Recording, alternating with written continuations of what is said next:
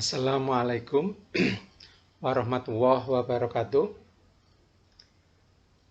Kita ketemu lagi pada presentasi manajemen diri bagian 13 atau bagian yang terakhir dari seri manajemen diri ini. Bagian ini akan membicarakan tentang latihan agar bijaksana. Tentunya sebelum itu kami harus memanjatkan puji dan syukur kepada Zat yang Maha Kuasa yang menciptakan semuanya, yaitu Allah Subhanahu wa Ta'ala, yang telah banyak memberikan nikmat kepada kita, terutama nikmat iman dan Islam. Salawat dan salam untuk Nabi besar kita, Nabi akhir zaman, Muhammad Shallallahu Alaihi Wasallam. Baiklah, akan kita mulai latihan agar bijaksana. Al-Quran menunjukkan bahwa kata bijaksana, kalau kita coba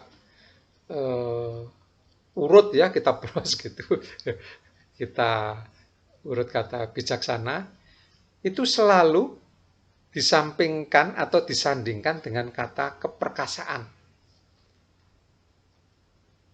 Nah, biasanya dikatakan, oh itu maha perkasa lagi, maha bijaksana, begitu biasanya. Banyak ayat-ayat yang seperti itu. Terus selain itu disandingkan juga dengan perkataan mengetahui. Dari situ kita ambil hikmahnya, maka hal-hal yang mengisyaratkan bahwa bila hal-hal itu ya tadi penyandingan kata itu mengisyaratkan bahwa bila kita mendapat sesuatu keperkasaan atau kekuasaan, itu tidak boleh berlaku semena-mena atau sewenang-wenang. Tetapi harus dibarengi dengan sebuah kebijaksanaan. Atau kita disuruh bertindak bijaksana. Begitulah. Kekuasaan ini bisa dari kelas yang paling bawah sampai kelas yang paling tinggi. Yang paling tinggi misalkan presiden, yang paling bawah misalkan di dalam rumah tangga itu harus dilakukan, tidak boleh semena-mena dan harus bijaksana. Kemudian untuk melakukan bijaksana itu atau kebijaksanaan itu, seseorang harus dilandasi dengan pengetahuan yang luas dan memadai. Tanpa pengetahuan luas dan memadai, kebijaksanaan atau kurang bisa melakukan bijaksana. Nah, ini salah satu ilustrasi bahwa orang tua ini bijaksana sekali, dia mengasuh anaknya belajar. Terus ini bapak-bapak ini bagaimana dia mengasuh anaknya dengan baik. Nah, ini setiap orang bisa mengambil kebijaksanaan berlandasan apa yang diketahuinya. Jadi inilah landasan kebijaksanaan orang dari pengetahuan yang dia ketahui. Jadi kebijaksanaan itu mutunya bisa meningkat, kualitasnya yang meningkat kalau dia dilandasi atau punya sebuah memori yang banyak tentang ilmu, terus contoh-contoh yang sudah ada di dalam pikirannya. Jadi dia kalau punya ilmu, punya sampel-sampel atau contoh-contoh kebijaksanaan yang pernah dilakukan, dan dia mempunyai pengetahuan yang luas, maka kebijaksanaan itu yang dibuat akan makin meningkat kualitasnya. Nah, ini bijaksana hendaknya ditingkatkan dengan menggunakan sistem pakar, dengan menerapkan 4 metode. 1. Metode memperbanyak ilmu pengetahuan. 2. Metode memperbanyak pengalaman. Metode meniru kebijaksanaan. Dan metode bercermin diri. Nah, ini kurang lebih kalau kita coba memadukan ini, itu lebih cocok kita gunakan istilah menggunakan sistem pakar. Karena ilmu-ilmu itu, pengalaman-pengalaman itu, tiruan-tiruan kebijaksanaan orang, dan hati kita kumpulkan jadi satu di otak, kita jadi satu, kita olah. Kalau semakin banyak itu memorinya, maka yang keluar itu kebijaksanaannya itu tingkatnya bisa sangat tinggi. Begitu kira-kira. Oke, kita mulai dengan metode memperbanyak ilmu pengetahuan. Nah, ini ilmu pengetahuan dapat diperoleh secara formal dari sekolah, dari kursus-kursus, atau dari katakanlah pendidikan-pendidikan khusus. Ini bisa didapat dari sini. Terus ini bisa juga didapat ilmu pengetahuan agama dari majelis taklim, ceramah-ceramah agama, terus membaca ilmu-ilmu agama dan lain sebagainya. Jadi dua hal ini bisa menopang kita dalam mengambil keputusan yang bijaksana. Ini contohnya, menambah ilmu pengetahuan melalui pendidikan formal, kuliah, majelis taklim, di masjid, di suro, atau di tempat-tempat tertentu.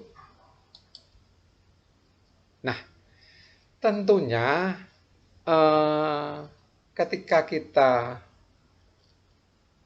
melakukan taklim, melakukan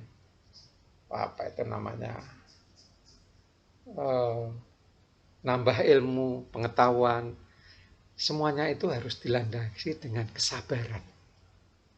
Dan ini ada sebuah pepatah yang sangat bagus, yaitu sabar itu tidak ada batasnya. Kalau Al-Quran mengatakan, dan sabarlah, sesungguhnya Allah beserta orang-orang yang sabar. Dengan kesabaran kita akan bisa memperoleh ilmu dan pengetahuan dan pengalaman yang banyak. Dengan kesabaran pula kita dapat, ketika kita mau mengambil keputusan, akan lebih bermutu dan lebih bijaksana. Nah, ini metode yang lain lagi, yaitu metode pengalaman. Jadi banyak bertanya kepada orang yang berpengalaman. Ya otomatis kalau kita mau bertanya, orang-orang itu menceritakan pengalamannya, kita akan bertambah. Pengalaman itu kita memori dalam otak kita. Terus ini menjalani sesuatu pekerjaan secara perlahan dan bertahap. Maka kita akan tahu dengan lengkap pengalamannya itu. dari A, B, C, D, E, F, G sampai Z. Terus biasakan berpikir terlebih dahulu, barulah berbicara. Wah, ini penting. Jangan bicara dulu baru dipikir, runyam itu jadinya. Jadi kita bisa bersabar sedikit. Pikir sebentar, baru ngomong. Pikir, ngomong. Nah, ini kalau dilatih bisa, tapi kalau tidak dilatih ya nggak bisa. Jadi lama-lama kita akan terbiasa kalau kita latih, kita latih, kita latih. Biasakan berpikir terlebih dahulu, barulah berbicara. Terus kemudian mengaktifkan pikiran untuk mengolah memori pengalaman yang diperoleh. Jadi gunakan pikiran ini untuk mengaktifkan kembali. Jadi pengalaman-pengalaman kita memori kita masukkan ya. Kemudian kita garuk lagi, memori kita keluarin lagi, terus kita olah. Nah, itu akan membuahkan sesuatu yang indah. Nah, ini aku mau bertanya tentang pengalaman Bapak. Ini bagus sekali. Nah, kalau dia menceritakan pengalamannya tentunya ya kita akan dapat tambahan memori. Nah, jalani secara bertahap, nanti akan mengetahui secara lengkap. Step by step, terus naik, maka pengalaman dari A sampai Z akan kita ketahui. Berpikir sebelum bicara. Nah, ini yang tadi saya katakan. Rasulullah bersabda, janganlah kamu mengatakan sebuah ucapan yang besok engkau akan mencari-cari alasan untuk membenarkannya. Ya karena ngomongnya asal terocot aja gitu. Nah, kemudian kalau ditanya, oh itu tadi apa ya? Kemudian kita untuk tetap membenarkan omongan kita ya mikir-mikir baru gitu. Ya jangan sampai begitulah. Ini sudah nasihat Rasulullah. Jangan sampai kita seperti itu maka berpikirlah sebelum berbicara. Nah, ini berpikir untuk mengolah sesuatu. Jadi segala sesuatu yang sudah kita memori, kita bisa olah bareng-bareng. Dengan olahan kita itu, kita akan tumbuh sesuatu yang segar gitu, pengetahuan yang banyak, sehingga kita dapat digunakan landasan untuk mengambil keputusan secara bijaksana. Nah, ini metode berikutnya, metode meniru kebijaksanaan. Ini yang dilakukan orang ya, kita tiru. Belajarlah dari para mentor, membaca banyak hal, berbincang-bincanglah dengan mentor Anda, dengan kerendahan hati dan suka membantu, maka orang lain akan suka memberikan ilmunya yang bisa kita contoh. Nah, tentunya semakin kita berinteraksi sama orang, kita ngobrol dengan mentor, kita tukar pikiran dengan mentor, banyak itu ilmu yang masuk. Pembimbing ya, maksudnya pembimbing. Tapi yang dimaksud pembimbing itu pembimbing yang benar ya. Jangan pembimbing yang salah, nanti kita bisa salah. Jadi dengan pembimbing yang benar. Nah, ini belajar dari para mentor atau pembimbing. Membaca banyak hal, banyak baca buku. Banyak berbincang dengan pembimbing, jangan diam. Semakin kita banyak bicara, pembimbing itu akan banyak juga mengeluarkan ilmunya atau mengeluarkan pengalamannya. Maka kita akan banyak bisa menyerapnya. Nah, ini belajar meniru orang lain dari sisi yang baik, positif, dan membangun, itu tidak akan merendahkan diri. Niru yang baiknya orang itu tidak akan menjatuhkan harga diri. Jadi kita harus tahu, contohlah yang baik-baik. maka kita akan terikut baik. Nah, diri kita tidak akan turun. Begitu kira-kira.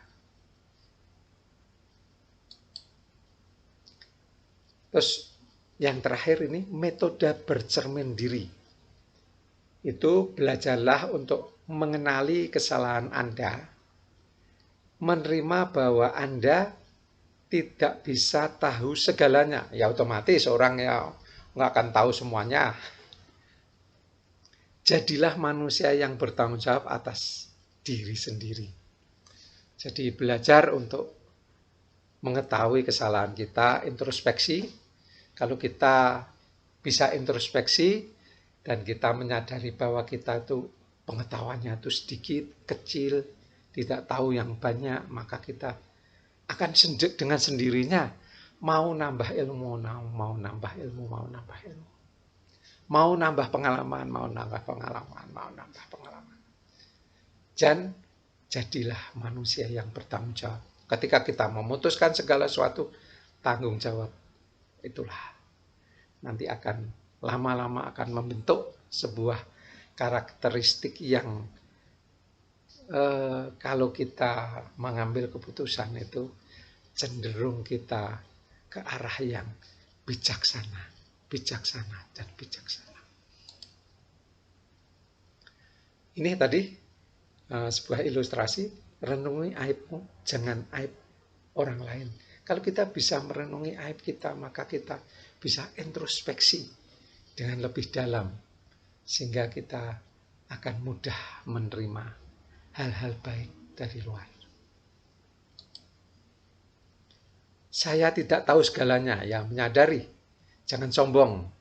Maka tentunya kita kalau menyadari ini, kita akan haus pengalaman orang, haus akan pengetahuan orang, haus akan ilmu-ilmu dan lain sebagainya. Responsibility, tanggung jawab diri sendiri. Ya harus tanggung jawab, jangan lempar batu sembunyi tangan. Apa yang kita lakukan itu yang kita tanggung jawabi.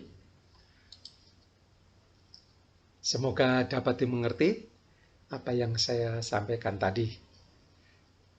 Ada juga beberapa kiat yang dapat menunjang orang menjadi bijaksana. Ya, selain tadi yang kita ceritakan, ada juga ini yang perlu dicermati lah.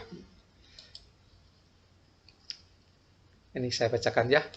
Ada beberapa kebiasaan yang dapat mendukung orang bijaksana. Antara lain, dia memiliki tujuan yang jelas dengan skala prioritas.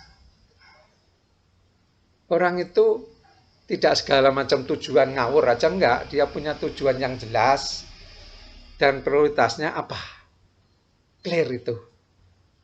Maka orangnya kalau bertindak itu tentunya sistematis. Selalu berpikir positif. Tidak membesar-besarkan hal yang kecil, yang negatif, enggak. Selalu berpikir positif. Terus mengelola emosi dengan benar. Jadi emosi itu tidak dibiarkan begitu saja kemana-mana. Dikelola dengan baik, sehingga emosi itu diarahkan menuju ke sesuatu yang damai, sehingga kita bisa berpikir menggunakan otak manusia dengan baik. Terus 4, memahami orang lain dan keunikan orang lain. Ini kadang-kadang susah ini. Maunya seperti kita aja, seperti saya aja. Tapi nggak tahu bahwa orang lain itu punya unik-unik itu. Kita anggap itu negatif aja. Enggak. Itu kadang-kadang ada sesuatu yang bisa kita peroleh dari situ. Dan tidak kita sepelekan orang-orang seperti itu. Kita pahami dengan baik, maka kita dapat berkomunikasi dengan dia dengan baik, dapat bertukar pikiran dengan dia dengan baik. Kalau kita mengambil keputusan bersangkutan sama dia, kita dapat bijaksana dengan baik. Terus kemudian yang kelima, tidak egois. Ya tentu saja yang namanya bijaksana itu membuang jauh-jauh egois. Jadi kita bisa berpikir dengan baik. Terus yang terakhir, berpendirian teguh tapi tidak kaku dan dalam bergaul. Teguh, istiqomah, tapi tidak merkedueng. istilah Sunda atau Jawa merkedueng itu, ngeyel gitu enggak. Jadi bergaul dengan enak, dengan pas, sehingga tidak menyinggung orang. Bergaul dengan baik. Tapi ingat, tetap kita istiqomah, teguh pendirian. Nah, itu yang dapat saya sampaikan semuanya. Dan ini mudah-mudahan dapat dimengerti. Dan ini adalah presentasi terakhir yang bersangkutan dengan manajemen diri. Mudah-mudahan ini dapat membantu dari presentasi kami yang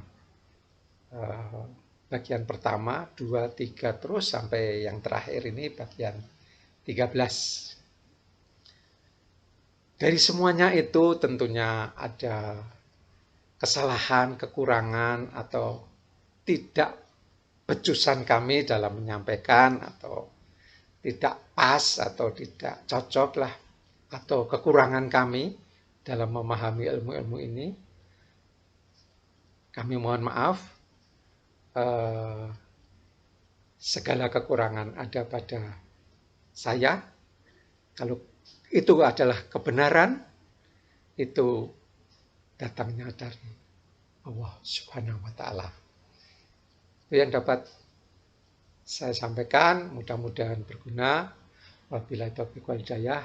Wassalamualaikum warahmatullahi wabarakatuh.